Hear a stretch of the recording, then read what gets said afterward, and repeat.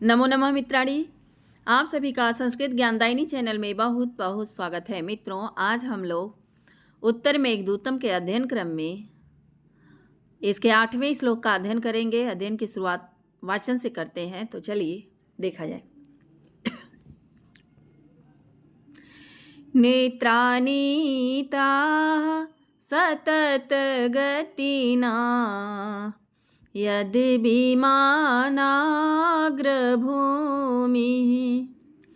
आलेख्यानां स्वजलकणिका दोषमुत्पाद्य सद्यः शङ्कास्पृष्टा इव जलमुचः त्वादृशा जालमार्गैः धूमोद्गारानुकृति निपुणा जर्जरा निस्पतन्ति।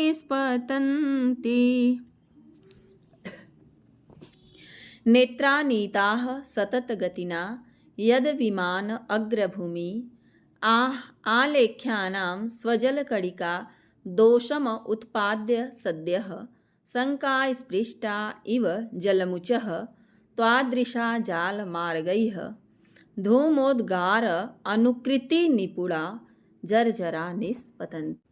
इस श्लोक में यक्ष अलकापुरी के मेघों का वर्णन करते हुए मेघ से कहता है कि हे मेघ, जिस अलकापुरी में नेत्राह सतत गतिना, सतत गतिना का विशेषण हो जाएगा नेत्राह, माने कि वायु के द्वारा। तो कैसे वायु के द्वारा? तो करें नेत्राह माने प्रेरक वायु के द्वारा या ले जाने वाले वायु के द्वारा। यद माने जिनको, विमान अग्रभूमि माने जो कि विमान अग्रभूमि यानी अलकापुरी के महलों के एकदम ऊपरी वाले भागों पर अर्थात अट्टालिकाओं पर नीता माने पहुंचा दिए गए हैं। ऐसे जलमुचाह, ऐसे, और वो भी त्वादृशाह जलमुचाह माने तुम जैसे मेघ। आलेख्या नाम यानी कि अलकापुरी के भवनों में जो चित्र टंगे हुए हैं उसके लिए आया है कि आलेख्या नाम माने चित्रों को स्वजल कणिका अपने जलकणों के द्वारा, स्वजल कणिका अपने जलकणों के द्वारा दोषम उत्पाद्य माने दोष उत्पन्न करके सद्य शीघ्र ही। अब शीघ्रता किस बात की है? तो करें शंका स्पृष्टा इव, शंका के कारण कि कहीं पकड़ न लिए जाए, इस आशंका से धूमोद्गार अनुकृति निपुणाः, धुएं निकालने का अनुकरण करने में, धूमोद्गार धुएं को, उद्गार यानी निकालने के, अनुकृति यानी कि अनुकरण करने में जो निपुणा माने चतुर है, ऐसे त्वादृशाः जलमुचः तुम्हारे जैसे जो मेघ है वह जाल मार गई है, जालियों से अर्थात खिड़कियों के मार्ग से जर्जराह जर्जर होकर के निष्पतंती माने निकल भागते हैं। तो कहने का आशय यह है कि जो वायु है, वायु का कार्य होता है किसी को प्रेरित करना, आगे ले जाना।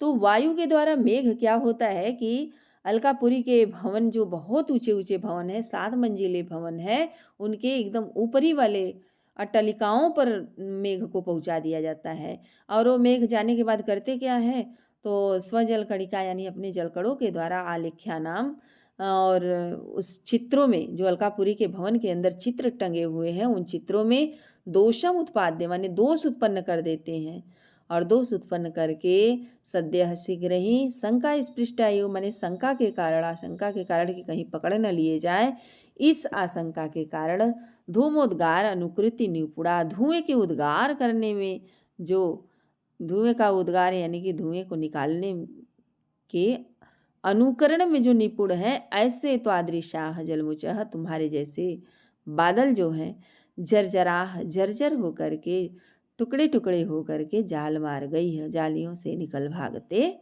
हैं। जाल मार गई यानी जालियों से निकल भागते हैं। तो इस श्लोक में शंका स्पृष्टा इव दिया है, तो शंका स्पृष्टा इव में आपका उत्प्रेक्षा अलंकार हो जाएगा, क्योंकि मानो मानो संभावना कर रहे हैं ना, तो इस वजह से उत्प्रेक्षा अलंकार हो जाएगा। श्लोक पर आधारित व्याकरणात्मक टिप्पणी को हम लोग देखते हैं। तो नेत्राह यानी कि नेत्राह में आपका नी से त्रिच प्रत्यय हो जाएगा, तृतीया का एक वचन है। नीताह, तो नी से अक्त, तृतीया का एक वचन नीताह बन जाएगा। सतत गतिना वायु का विशेषण है, अतः सततम गति यस्य सह, सतत गति बहुव्रीहि समास हो जाएगा।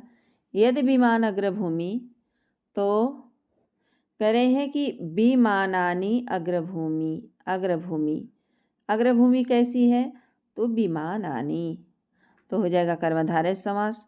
यस्य विमानानि, तो षष्ठी तत्पुरुष समास। तेषाम अग्रभूमयः, तो यहाँ भी षष्ठी तत्पुरुष समास हो जाएगा। आलेख्यानम, तो आ उपसर्ग पूर्वक लिख धातु से ण्यत कर देंगे और षष्ठी के बहुवचन में आलेख्यम बना लेंगे, आलेख्या नाम बना देंगे। सलील कड़िका दोषम, तो सलीलस्य कड़िका षष्ठी तत्पुरुष हो जाएगा, जल का कण। और सलीलस्य कड़िका भी कृत दोषः, तो मध्यम पद लोपी समास हो जाएगा। उत्पाद्य में उत पद अड़िच अक्त्वाल्यप हो जाएगा। शंका स्पृष्टा में शंका या स्पृष्टा तृतीया तत्पुरुष समास हो जाएगा। स्पृष्टा में स्पृष्ट धातु से अक्त प्रत्यय कर देंगे, स्पृष्टा बन जाएगा। जलमुचः, तो जलम मुचंती इति जलमुचः, जल को छोड़ने वाला जलमुच क्वीप प्रत्यय हो जाएगा। त्वादृशाः, तो त्वाम इव दृश्यन्ते इति त्वादृशाः, युष्मत से दृश्य कहीं कर देंगे तो त्वादृशा बन जाएगा।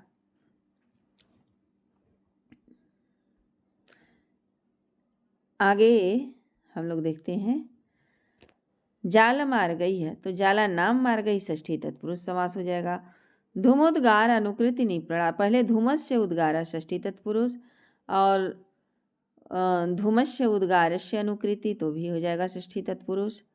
और अनुकृत्याह निपुड़ाह, तो यहाँ पर हो जाएगा अनुकृत्याह निपुड़ाह, अनुकृति में निपुण, ठीक है।